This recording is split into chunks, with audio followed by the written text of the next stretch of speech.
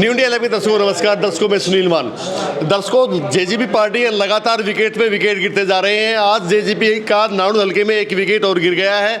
हम उनसे खास बातचीत करेंगे। हमारे साथ है जेजेपी के पूर्व में रहे नेता राजवीर संधू जी। संधू जी आपका स्वागत है। धन्यवाद जी, आपके दर्शकों को भी मेरा नमस्कार।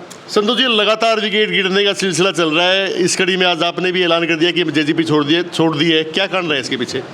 कारण तो मैंने जैसे कि बताया है कि युवाओं को बेरोजगारी का मुद्दा है, किसानों की एमएसपी का मुद्दा है, महिला पहलवानों का मुद्दा है, अग्निवीर का मुद्दा है। ऐसे तमाम मुद्दे जो जनता के हित से जुड़े हुए हैं उनके ऊपर एक शब्द भी बोलने का काम जेजेपी पार्टी ने नहीं किया। उसी से हाथ होकर के मैंने अपना त्याग पत्र दिया। नहीं, कहीं इसके पीछे ये तो नहीं जब जेजेपी पार्टी सत्ता से चली गई, आप जिस टाइम पे जब मुद्दे चल रहे थे ना, आपने उस मुद्दे पे उस टाइम पे आपने इस्तीफा नहीं दिया? नहीं, हमने अपने नेताओं से बार बार आग्रह भी किया है। मैं पिछले 1.5 साल से अपने घर बैठा हूँ। किसी भी आपको मैं जेजेपी के प्रोग्राम में दिखाई नहीं दूंगा जी। पिछले 1.5 साल से मैंने अपनी दूरी बना रखी। तो कहीं टिकट को लेके कोई बातचीत हुई आपसे कि भाई अगला जो चुनाव है हम आपको टिकट देंगे या नहीं देंगे? किस चीज़ को लेके आप मेन आपने जो पार्टी छोड़ी है? मेन तो मेरा जो मतलब जनहित के मुद्दे हैं ना, जो मैंने आपको बताया है, किसानों का मुद्दा है, महिला पहलवानों का मुद्दा है, अग्निवीर का मुद्दा है और बेरोजगारी का मुद्दा है नौजवानों का। तो किसी भी मुद्दे पे कोई बात ही नहीं कर रहे, सिर्फ अपने सत्ता का सुख भोगने की बात करते हैं। जबकि देवीलाल जी तो ये कहते थे कि सत्ता सुख भोगने का साधन नहीं, मात्र एक सेवा का साधन है। तो जो देवीलाल की नीतियों पे मतलब ना चल करके अपनी खुद की नीतियों के हिसाब से चलने का काम कर रहे हैं। जो जेजेपी के यहाँ से विधायक बने थे उन्होंने तो 1 महीने में ही जेजेपी पार्टी से अलविदा कह दिया था। पार्टी में जरूर बने रहे हैं लेकिन वो कभी मीटिंग में नहीं गई। दादा गौतम जी, राम कुमार गौतम जी के साथ भी धोखा ही हुआ है। इतने बड़े कद्दावर नेता को उन्होंने हराया तो मंत्री बनने की बात हुई थी, तो मंत्री बनाया नहीं।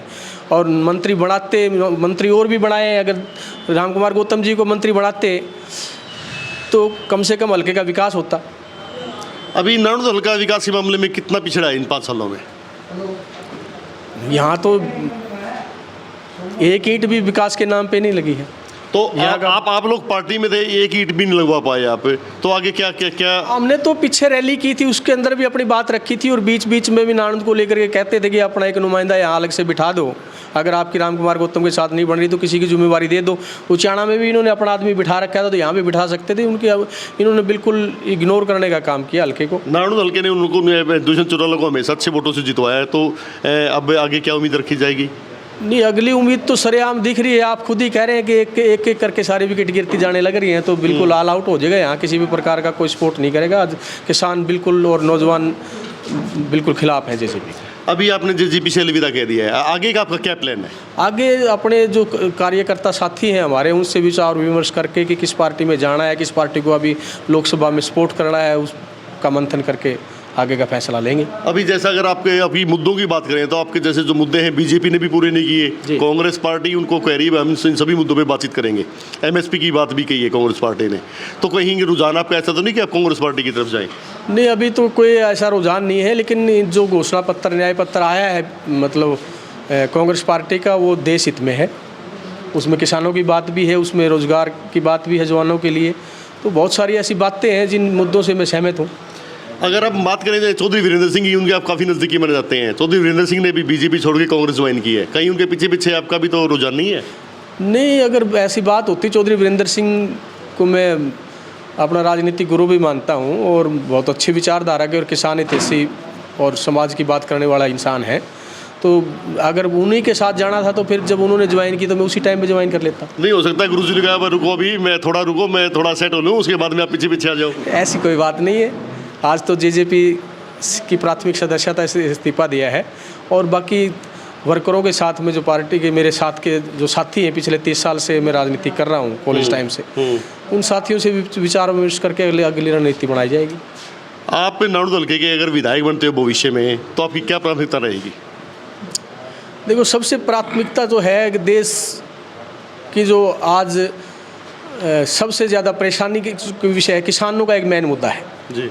किसानों की आवाज़ उठाना, रोजगार, नौजवानों के रोज़गार की बात उठाना और ऐसे तमाम, जैसे पीछे एक कैप्टन अभिमन्यु जी यहाँ से मंत्री रहे, उन्होंने यहाँ विकास कराया। लेकिन एक बात मैं हमेशा देखता हूँ, यहाँ स्टेडियम की बहुत बड़ी समस्या है।